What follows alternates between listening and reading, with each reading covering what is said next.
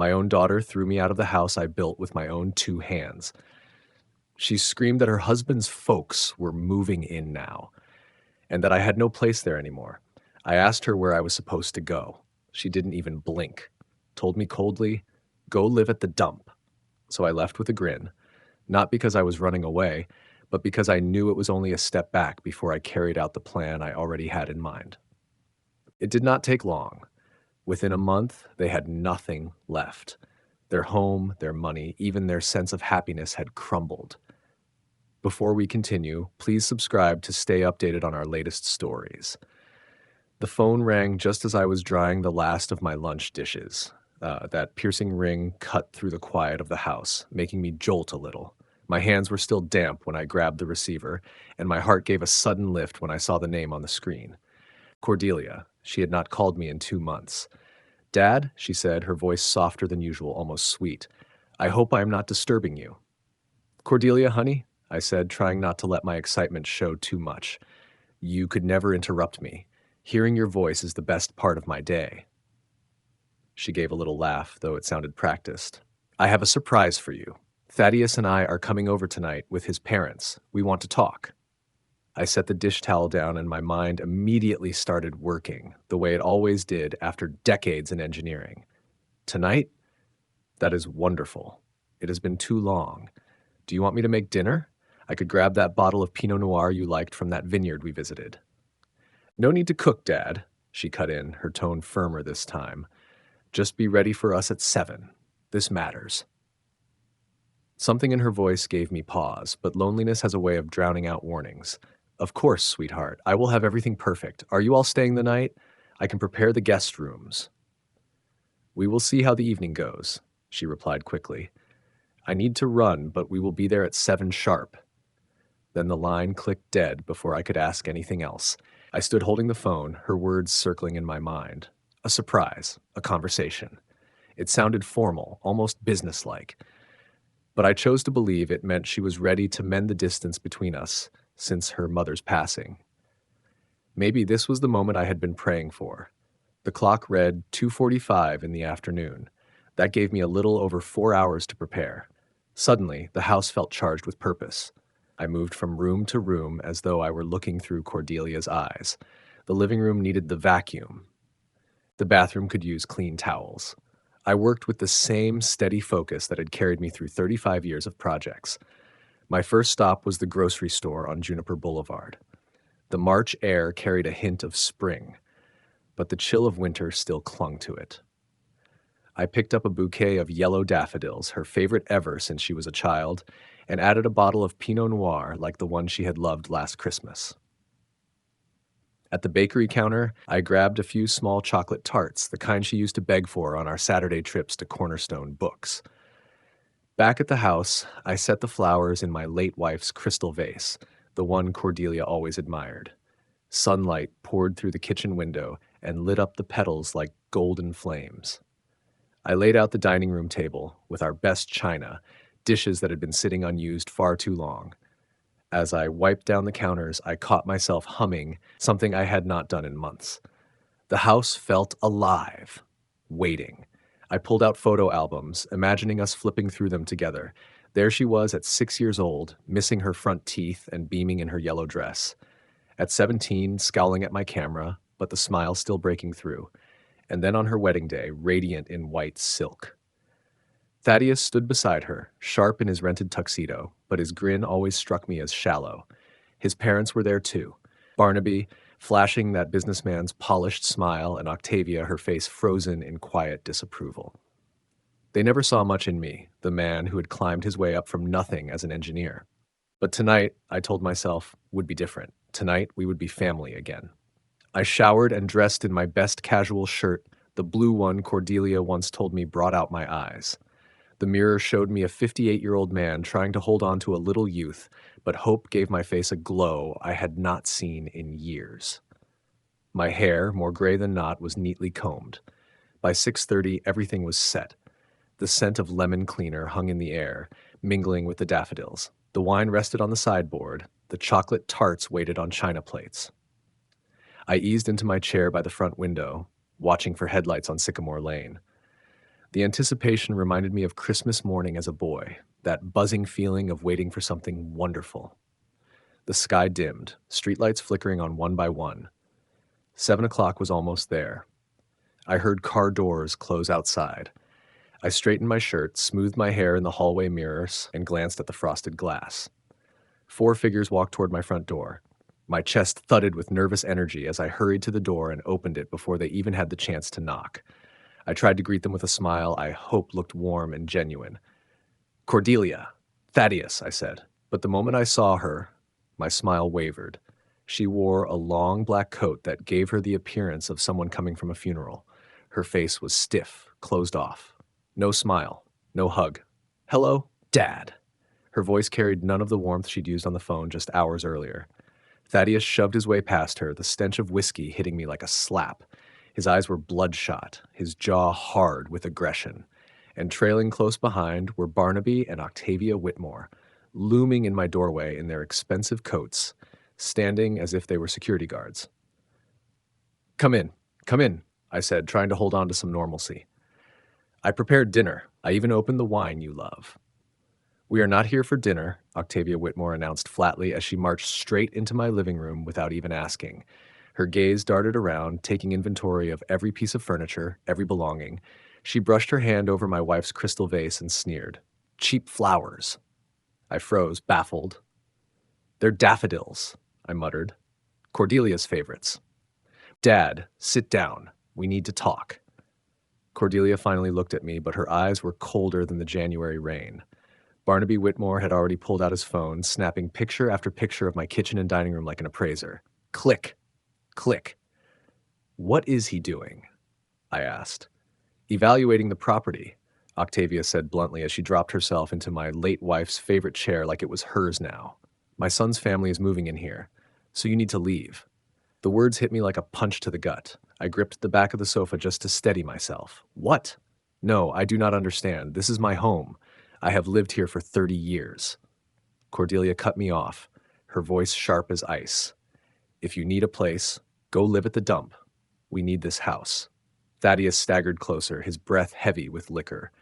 "We already arranged things with the police. Do not cause problems." I stared at my daughter, searching desperately for some trace of the girl I had raised, the woman I had cherished. But all I saw was a stranger. No, worse than a stranger. An obstacle. "Cordelia, sweetheart," I whispered. "What is happening? Is this about money? If you need help—" "You are leaving tonight," Octavia interrupted, her voice leaving no room for argument. "You have 1 hour to pack what you need." My knees gave out, and I sank onto the sofa, my head spinning. On the dining table, the chocolate tarts sat untouched. The wine rested in its decanter, breathing for no one. Everything I had prepared out of hope now felt like a cruel joke.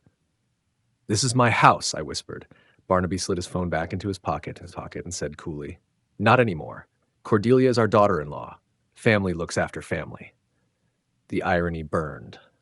I looked around at the life I had built in this place. 28 years of memories with my late wife, a home filled with love and sacrifice. And here they were, standing in my living room like conquerors dividing up spoils. My eyes lingered on Cordelia one more time. She was the same woman who had called me 6 hours earlier, promising a surprise, talking of a conversation, letting me believe for one hopeful afternoon that I still mattered. Something settled deep inside my chest, not rage, not sadness. Something colder, sharper. A calculation. "All right," I said softly. The room froze. They had expected me to break down, to cry or beg. Octavia's eyebrows shot up. Thaddeus's aggressive stance slipped just a little. I stood, walked to the closet, and pulled out my old leather briefcase. "I will pack a few things." The silence between us was tight as a wire, stretched to the breaking point. They waited for sobs or shouting, but I moved steadily, just as I always had through decades of engineering work. In my bedroom, I pulled down the worn suitcase from the shelf. The leather was cracked, but the latches still snapped shut with perfection. Every item had its order, its purpose. "All right, I will leave," I said evenly, folding shirts with practiced care. "But remember, I have been an engineer my entire life. I know how to put things together." I paused, looking at them over my shoulder, "and I know how to take them apart." Cordelia shifted uneasily. "What do you mean by that?" I met her gaze for the first time since they arrived. Nothing, daughter. Just wishing you happiness in this new home of yours. From the living room, Octavia's voice cut sharp and triumphant. Finally, some sense. I continued packing. Bank statements from the cabinet, insurance papers, the deed to the house, though I knew it meant nothing now. My engineering licenses and certifications, 35 years of work reduced to a folder of documents. Cordelia lingered in the doorway, watching me in silence. Maybe a flicker of guilt stirred inside her, but when Thaddeus barked her name from the kitchen, she turned and walked away. The last thing I packed was Isadora's photograph, the one from our anniversary dinner 3 years back. Her smile in that picture radiated warmth, a warmth this house had lost the moment it filled with strangers who carried my blood, but not my heart. 20 minutes. That was all it took to compress a lifetime into a suitcase. I rolled it through the living room while they sat waiting, circling me like buzzards watching something fade away. Barnaby was at it again with his phone, snapping shots of anything that looked valuable. Octavia had already claimed Isadora's chair, rearranging the throw pillows like she owned the place. The utilities are still under my name, I said quietly. You'll need to transfer them. We will handle that, Barnaby answered without glancing up. At the door, I stopped and studied them, faces of people I had loved, supported, and sacrificed for. Cordelia kept her eyes down, refusing to meet mine. Thaddeus leaned toward the sideboard, reaching for the wine I had opened in celebration. Octavia's gaze lingered on my wife's crystal as if she was already dividing it up. Well then, I said, gripping the suitcase handle tighter, I guess this is goodbye. None of them spoke. The air outside hit my face sharp and cold. March and Bellingham still carried winter's bite, but the chill cleared my head. I loaded the suitcase into the trunk of my Honda, the car Isadora and I had bought together 5 years earlier. Reliable, dependable, like I used to be. I drove past streets I knew like the back of my hand, though now they felt foreign.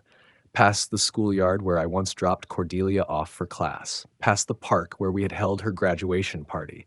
Past the grocery store where I had shopped that very afternoon for a dinner no one wanted. The automated teller machine glowed harsh white in the parking lot of a convenience store that never closed. I slid in my card, checked balances, pension, Social Security, savings stacked up from decades of careful living. Not rich, but steady. More than they ever suspected. 15 minutes later, I pulled into the Driftwood Lodge, a plain little motel wedged along a commercial strip. Nothing fancy, but clean. The young woman at the front desk barely looked up as I paid cash for 3 nights. Room 184. 4 walls, a single bed, a tiny television, a table, and a bathroom stocked with thin towels and soap the size of matchbooks. The place smelled faintly of carpet cleaner. Basic, but it would do. I sat on the edge of the bed and opened my laptop. A problem had presented itself. Time to engineer a solution. Morning light leaked through thin curtains. For a brief second, I forgot where I was. Then memory hit me like a bucket of ice water. The betrayal. Yesterday, I logged into my bank account. The numbers glowed steady and strong. Pension, Social Security, years of careful savings. More than enough to begin. Then I checked an account I had almost forgotten, one Cordelia and I had opened when she turned 17, her very first checking account. My name was still listed as co-owner. She had never bothered to remove it.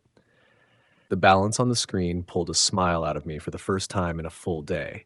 30 years I gave and gave, I murmured into the empty motel room.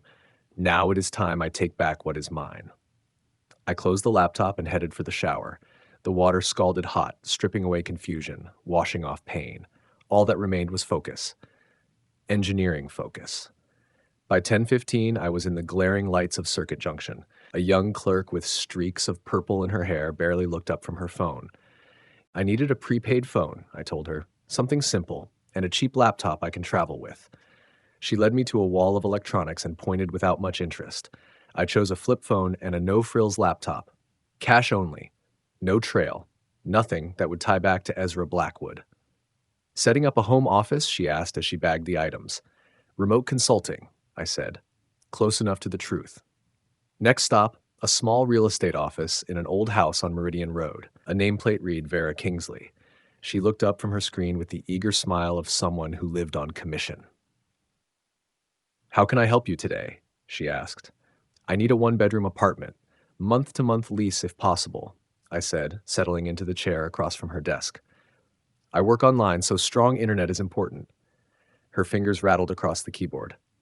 What is your budget? I gave her a number. Comfortable, not extravagant. The kind of tenant landlords liked. Her smile widened. I have a unit on Fairhaven with fiber optic internet, perfect for remote work. When would you like to move in? Today, I said. She blinked, surprised. That is ambitious, but I admire ambition. Let me see what I can arrange. 2 hours later, I was signing a lease for a clean one-bedroom apartment just 11 blocks from my old house. Near enough to watch, near enough to plan. The new place was far enough from my old neighborhood that I would not run into anyone by accident. Vera handed me the keys with brisk professionalism. The internet should be up by tomorrow morning, she said. Anything I should know about the neighborhood? I asked. She grinned.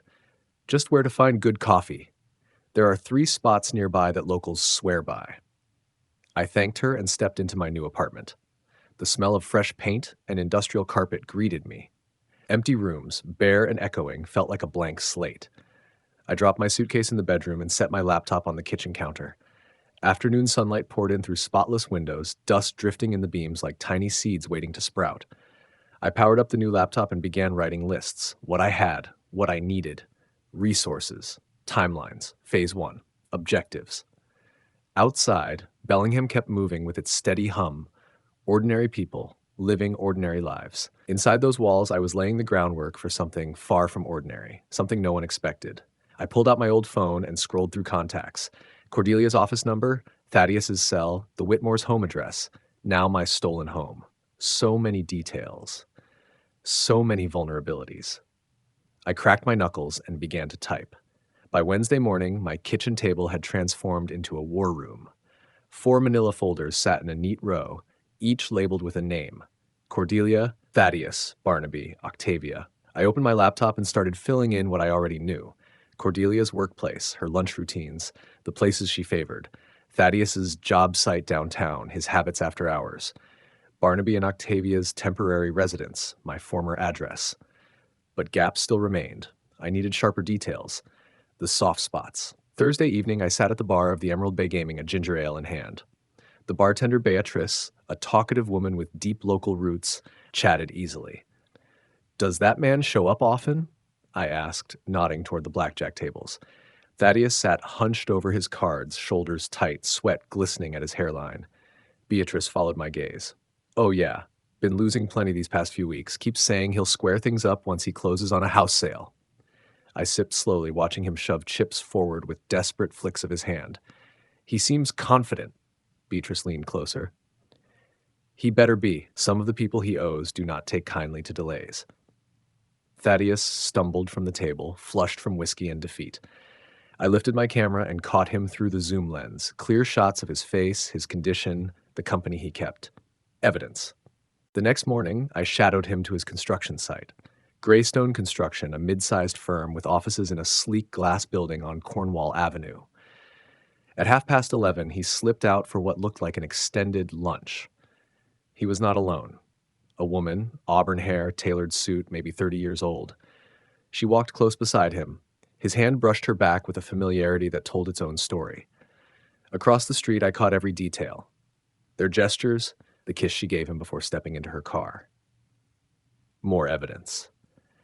That afternoon, I stopped by the Whatcom County clerk's office. Public records confirmed what I suspected about Barnaby Whitmore, failed investment in a restaurant chain, $31,000 in tax liens, business license suspended for unpaid state fees. The Whitmores weren't just struggling, they were sinking. By evening, my kitchen table was covered with photographs, printed records, and notes written in my careful hand. Thaddeus's gambling debts, his empty promises about selling a house, his affair with a woman who had plenty to lose, Barnaby's unpaid taxes and shuttered business license, Octavia's dependence on her husband's broken finances. Each folder now held enough to break them cleanly. I leaned back, feeling the quiet satisfaction of an engineer who has mapped every weak joint in a structure. Their so-called triumph over me rested on a foundation riddled with cracks. My old phone buzzed on the counter. Cordelia's number still glowed on the screen. I smiled faintly. The demolition could begin. Saturday morning arrived, and with it the clarity I knew well from years of solving structural problems. I spread the files again on the table, not for analysis this time, but to plot the order of attack. Cordelia first. Her finances would fold fastest. Barnaby next. The government would chew up what was left of him. Thaddeus after that. Gambling debts and an affair offered plenty of ways to tighten the vice. And Octavia, she would fall when the rest of them crumbled. Octavia would come last. She leaned entirely on the others, and once they crumbled, she would have nothing left to stand on. Over the next 3 days, I methodically visited each location. First, Cascadia Trust Bank on Saturday morning, the very same place where Cordelia and I had opened her first checking account nearly 2 decades ago. I want to adjust the access permissions on this savings account where I'm listed as the primary holder, I told him, sliding across the paperwork I had prepared. He reviewed the forms with practiced precision. These changes will go into effect right away, Mr. Blackwood. As the primary account holder, you can now require co-signature for large withdrawals. Perfect. Notify me if anyone tries to bypass that, I said. He made a few notes on his screen. Would you like to set daily withdrawal limits for the secondary account holder? Yes, $150 maximum. Anything larger needs my written approval. Cordelia would find out soon enough. Rent payments bouncing, grocery purchases denied. The panic would be immediate, and it would be total. Monday afternoon found me in Atticus Drummond's office, attorney at law. His walls were covered with diplomas and certificates, each one reinforcing his credibility. I put $19,000 into that house over the past 5 years, I explained, laying out receipts. New roof, foundation repairs, kitchen remodel, all documented. He studied the papers carefully, as if weighing each page on an invisible scale. You have legal grounds here, Mr. Blackwood. These improvements give you enforceable rights to the property. Good, I said, but I don't want to act just yet. I want them to realize on their own what a mistake they've made before I take this through the courts. His eyebrows lifted slightly, curiosity flickering across his face. That's an unusual approach, but your case is solid. You can move forward whenever you choose. Exactly. I'll let you know when the time is right. By Wednesday, I submitted my final documents to the Washington Department of Revenue. The clerk at the counter, a weary woman in her 50s, accepted the manila envelope I handed her without much expression. Anonymous submission of possible tax irregularities? She asked. Yes.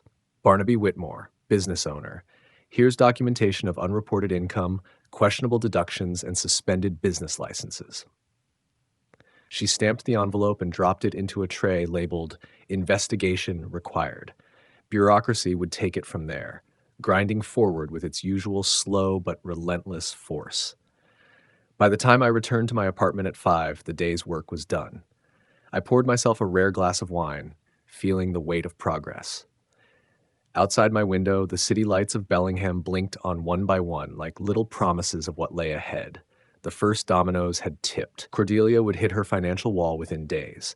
Barnaby's tax troubles would arrive in weeks. Thaddeus's gambling debts would keep swelling with interest. I opened my laptop and outlined Phase 2. Monday morning unfolded just as I had engineered. My phone buzzed at 11:15 with a bank notification.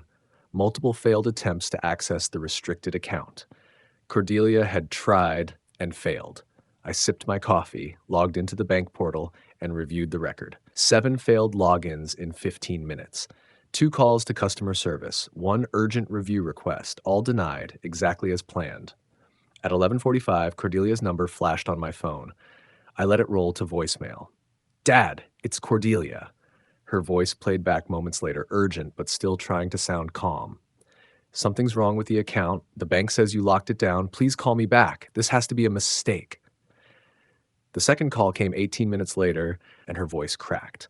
Dad, I can't pay the rent. I couldn't even buy coffee in front of my coworkers. My card was declined. Please, whatever this is, we need to fix it now. I ate lunch as her third message played. She broke on the word help. By afternoon, she had pulled Thaddeus into it. Mrs. Ashworth called me that afternoon to tell me she could hear their raised voices through the walls. Dad's money is blocked, Cordelia said, panic sharpening her tone. How are we supposed to cover the mortgage? Thaddeus's voice was already heavy with midday drinking. Relax, we'll figure something out. Maybe we can sell something from the house." "This isn't random," Cordelia snapped. "The bank said the account restrictions were placed by the primary holder. That means Dad did this deliberately." Thaddeus snorted. "Your father? No way. He wouldn't even know how to pull something like that off." I smiled at that. His underestimation would serve me well. At 2:45, the mailman delivered an official envelope from the Washington Department of Revenue to Barnaby Whitmore's office. The audit process had officially begun. By 3:30, Mrs. Ashworth called me to report that Cordelia was pacing around, clearly agitated. Through their shared wall, she could hear the conversation. "Barnaby, we have problems, multiple problems. Dad locked our bank account, and the tax office wants to audit your records." "That's impossible," Barnaby growled. "Your father doesn't have that kind of pull. The bank says otherwise. He's the primary account holder. He can shut me out anytime he wants." Silence stretched long, then Barnaby's voice dropped. "Where is he now?" "I don't know," Cordelia admitted. "He won't answer my calls. The neighbors say they haven't seen him since he left." Another silence. Then Barnaby again, quieter, more unsettled. "Cordelia, what exactly did we step into that night?" Mrs. Ashworth told me she heard her slump into what must have been my old chair, the wood groaning beneath her weight. Her voice was soft, almost frightened. "I think we underestimated him. Badly." Wednesday morning arrived. Phase 2 was ready. I spread Thaddeus's incriminating photographs across my kitchen table the way an attorney might lay out exhibits for trial. 12 clear shots, him with that auburn-haired colleague, outside her apartment, in her car, even dining downtown during hours he should have been on the clock. Alongside the photos, I had casino receipts, bartender statements, and a documented trail of reckless spending that stretched back months. 2 envelopes were waiting. One addressed to Greystone Construction's Human Resources Department, the other to Cordelia's office.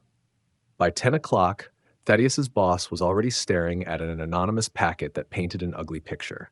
An employee wasting work hours, drinking through his lunch breaks, gambling away his paychecks, and drowning in debt. Greystone Construction advertised itself as a company rooted in family values and trust. Thaddeus no longer fit their image. By 11:30, I observed Thaddeus outside the company's parking lot, his voice cracking as he called Cordelia. "They fired me. Just like that. Somebody sent them dirt on me." Cordelia's answer was clipped, stretched thin. "What kind of dirt?" "Pictures of me at the casino, statements saying I owe money. They said I was a liability to the company's reputation." Her voice sharpened. "Thaddeus, we're already struggling to buy groceries. How are we supposed to live without your paycheck?" That conversation ended when the mail arrived at Cordelia's office. The second envelope had found its mark. 2 hours later, Mrs. Ashworth told me she overheard their heated exchange, and it sounded nothing like husband and wife. "I know about the affair, Thaddeus," Cordelia said, her tone flat and dangerous. "I want half of everything we have left." He stammered. "Cordelia, please. It's not what you think. Photos don't lie," she cut in. "While I was holding our family together, you were sneaking off with her." Thaddeus tried to justify himself. "I was desperate. The gambling got out of hand. She was only a distraction. This all started because of what we did to your father, and now..." "And now what?" Cordelia snapped. "You're just like him. A disappointment." The irony wasn't lost on me. My daughter throwing the same word at her husband that she once reserved for me, never realizing the man she dismissed had engineered the collapse she was now drowning in. Thaddeus's voice wavered, full of panic. "This can't be random. First your dad locks the money. Then I lose my job. Now these pictures? Somebody's coming after us." A heavy silence hung in the air, and then I heard him whisper the conclusion he dreaded. "Your father." Cordelia gave a bitter laugh. "My dad couldn't even manage a birthday party, let alone some elaborate scheme like this." "Then explain how everything fell apart so quickly," he fired back. I closed my laptop and poured myself a glass of wine. Thaddeus was finished, both as an employee and as a husband. Cordelia's marriage was splintering while her finances caved in. They were beginning to grasp just how badly they'd misjudged me. Tomorrow would begin phase 3. Friday morning arrived as predictably as clockwork. I knew they would come, desperate and rattled, convinced that intimidation might succeed where their planning had failed. I lined up my legal documents in neat rows across the kitchen table. Bank statements, receipts for every property improvement, letters from my attorney. Everything clean, everything defensible. At 11 o'clock, the knock came. Officer Castellano stood at my door, looking weary, like a man tired of mediating family quarrels. Behind him, in a patrol car, Octavia Whitmore's face shone with smug expectation. "Mr. Blackwood, we've had a complaint," Castellano said. "Your family claims you've been threatening them. They want you to stop contacting them." I opened the door wider, motioning toward the paperwork spread across the table. "I haven't threatened anyone, officer. I've simply acted within my rights as account holder and homeowner. Here are the documents." He leafed through the correspondence, bank records, attorney letters, investment receipts. His expression shifted from professional concern to irritation at being dragged into something frivolous. "These all look valid. What exactly are they accusing you of?" I laid it out plain. I restricted access to my own account. I consulted an attorney regarding property investments. I filed tax irregularities with the appropriate department, all lawful. I handed him Atticus Drummond's business card. "Feel free to verify with my counsel." 20 minutes later, Officer Castellano delivered the news Octavia Whitmore didn't want to hear. No evidence of threats, no grounds for a restraining order, no police shield for people drowning in their own financial mess. I could hear Octavia spending the rest of the afternoon knocking on doors in my old neighborhood, her voice carrying from house to house. Her voice carried sharp and shrill. "That man is dangerous. He's threatening us, trying to take our home." Mrs. Ashworth's answer came back, steady and unimpressed. "Has he done anything illegal, Octavia?" "Well, no," Octavia admitted reluctantly, "but maybe you should speak to him directly instead of dragging the neighborhood into it." Octavia's smear campaign found the same reception at every door. Neighbors who'd known me for decades weren't convinced that quiet Ezra Blackwood had suddenly become a menace. By 3 o'clock, Barnaby escalated to hiring a private investigator. Silas Crane, parked in an unmarked sedan across from my building, looked more suited to catching insurance fraud than handling systematic revenge. I photographed him from my window, noting his plate and the oversized lens sticking out like a rookie mistake. Honestly, his presence made things easier. Let him waste Barnaby's dwindling money trailing me to the grocery store, library, or coffee shop. He'd find nothing illegal. A text from Atticus Drummond arrived. "Family tried filing harassment complaint, dismissed. All your actions remain legal. Exactly as planned." Desperation creates mistakes, and the Whitmores were proving that principle beautifully. They thought they were fighting a bitter old man lashing out. In reality, they were up against a systematic opponent. Phase 3 would make the difference clear. Saturday morning, I sat surrounded by proof of total victory. Cordelia locked out of the bank, Thaddeus ruined professionally and personally, Barnaby under tax investigation. Every piece had fallen exactly into place. Yet instead of satisfaction, I felt hollow. While organizing files, I found a manila envelope I hadn't noticed before. Isadora's letters from the brief separation we endured 28 years ago. I opened one carefully, recognizing her handwriting like an old song. My darling Ezra, she'd written, "Anger makes us act in ways we regret. Proving you're right doesn't always make us happy." Her words hit harder than I expected. Isadora always cut through my engineering solutions to the heart of things. Even in anger, she never lost sight of what mattered. One letter read, "Revenge won't bring peace. Justice is worth pursuing, but there's a difference between making them pay and making things right." That phrase echoed in me as I drove to Bellingham Bay Cemetery. I hadn't visited since her funeral 6 months earlier, but now I needed her counsel. Standing by her headstone under the oak, I asked aloud, "Would you forgive them or fight for justice?" The rustling leaves carried her voice in memory, not magic. "You've already won. They know they can't break you. But destroying them won't bring home back or heal Cordelia's choices." I touched her name etched in stone. "I've broken them completely, and it doesn't feel like victory." Her laughter lived in my memory. "Because you're not a destroyer, Ezra. You're a builder. 35 years of solving problems by creating solutions, not tearing things apart." The sun warmed the granite beneath my hand, and I finally understood. There is a difference between making them pay and making things right. That evening, back at my apartment, I spread my documents again, but this time not for destruction. I began drafting a different kind of letter, one to Atticus Drummond, outlining legal action for property recovery. Phase 3 would still show the difference between us, but it would be a difference Isadora could respect.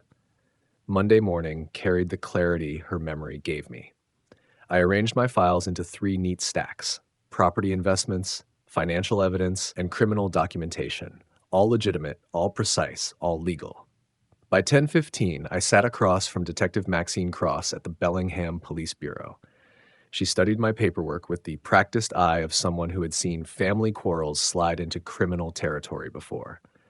"Mr. Blackwood, you have enough here to pursue criminal charges," Detective Maxine Cross said as she flipped through Barnaby Whitmore's tax files.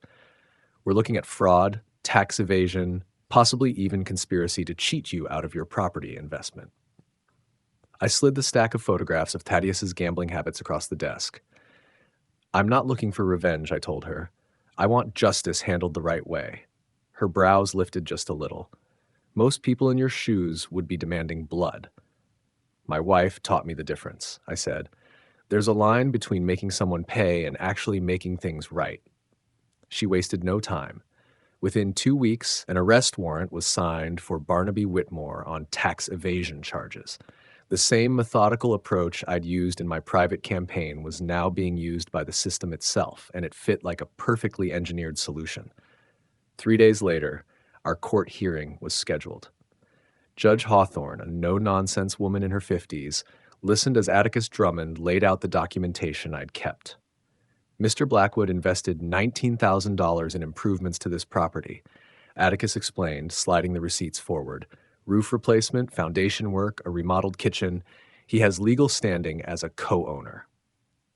The judge looked through the contractor invoices, the bank statements, every receipt. Then she gave her ruling without hesitation. "The house is returned to Mr. Blackwood, rightful owner. Defendants must vacate within 48 hours. The bang of her gavel echoed like the final click of a design locking into place. 2 days after the court ruling, the sheriff's deputy arrived at my old front porch, handing Octavia Whitmore the eviction order. I watched from across the street as the familiar cycle played across her face. Shock, anger, frantic calculation. But this time, she wasn't up against me alone. She was staring down the authority of the court.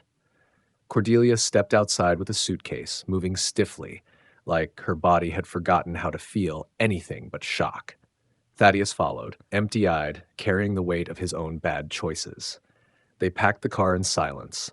No shouting, no last-minute threats, just the quiet collapse of people who had finally hit consequences they couldn't bend or escape. At 4:30, I walked through the doorway of my home for the first time in 3 weeks. It looked the same, but it felt completely different. They hadn't broken anything, yet everything had changed. Because I had changed. Yeah, the light slanted through the kitchen window just like the afternoon Cordelia had called with her surprise. Only now, it didn't shine on false promises. It lit justice restored. I lifted Isadora's crystal vase from the dining table. It had survived untouched, just as my sense of right and wrong had survived my stumble into vengeance. Tomorrow, Cordelia would have to decide what kind of life she would build without money that never truly belonged to her. Tonight, I was home. The morning after the eviction, I stood on my own threshold, my house, legally and morally, mine again. I had already moved my belongings back from the apartment the night before, 3 decades of dignity finally reclaimed. The locksmith had replaced every lock the night before. These keys in my hand were mine, by law and by right. Inside, I found the debris of their rushed exit. Empty food containers in the sink, magazines left scattered, Cordelia's costly face cream abandoned in the bathroom. They had treated my home like a rented motel, never grasping that they were trespassing through my life. I spent the morning wiping their presence away, not with bitterness, but with the steady discipline Isadora would have recognized. Engineers restore the same way they build, assess the damage, set priorities, carry out the plan. New locks, new security system, fresh flowers for Isadora's vase. Slowly, the house remembered it belonged to me. At 3 in the afternoon, my phone rang. Cordelia's number. "Dad?" Her voice was stripped of the arrogance I'd heard 3 weeks earlier. "Can we talk?" For a moment, I thought of hanging up. Then I remembered Isadora's lesson. There's a line between justice and cruelty. "We're talking," I said. I know I was wrong, she began, her words stumbling out like broken pieces. Everything's fallen apart. Thaddeus is drinking again. The Whitmores blame me for Barnaby's arrest. I lost my job because I can't focus on anything. I'm sorry to hear that, I told her. Are you really? She asked, voice trembling with honesty. The question landed harder than I expected. Was I sorry, or was I just satisfied to see consequences unfold exactly as I'd engineered? I thought about it, and the truth was, yes, I was sorry. Sorry it had come to this. Dad, forgive me, please. I know I hurt you, but I'm still your daughter. Silence stretched long, as heavy as the 21 days since she last called me family. Cordelia, I said at last, forgiveness is one thing. Trust is another. You made your choice when you threw me out of my own home. Now you live with it. I can't survive without my money, she whispered. You survived 29 years leaning on me for everything, I answered gently. Now you'll learn to lean on yourself. Dad, please. I closed my eyes and let the words settle. I gave you 29 years of my life, my money, my time, my heart, my home, and when it suited you, you tossed all of it aside. I stood still for a moment, watching the afternoon light stretch across my kitchen window. That light reminded me what I had truly been protecting all along. On the line, there was nothing but Cordelia's uneven breathing. Goodbye, Cordelia, I said, and I ended the call. That evening, I opened a bottle of wine I had been saving for years, the kind reserved for special moments. I sat down in Isadora's favorite chair, letting the weight of the day finally settle. The house was different now, not only because the Whitmore family was gone, but because something else had returned. My self-respect. Restored, not by anger or destruction, but by justice carried out through the proper channels. Isadora, I said into the quiet room, I did this the right way. Justice prevailed. The old walls seemed to answer with their familiar creaks, as if her gentle laugh still lingered here, her approval wrapped into the very bones of the house. I was no longer just the systematic opponent dismantling enemies one step at a time. I was a man who had learned the difference between simply winning and being truly right. Outside, Bellingham carried on with its ordinary rhythm. Inside these walls, I began to think about what to build next. To hear the next story, click the box on the left. And as always, thank you for watching.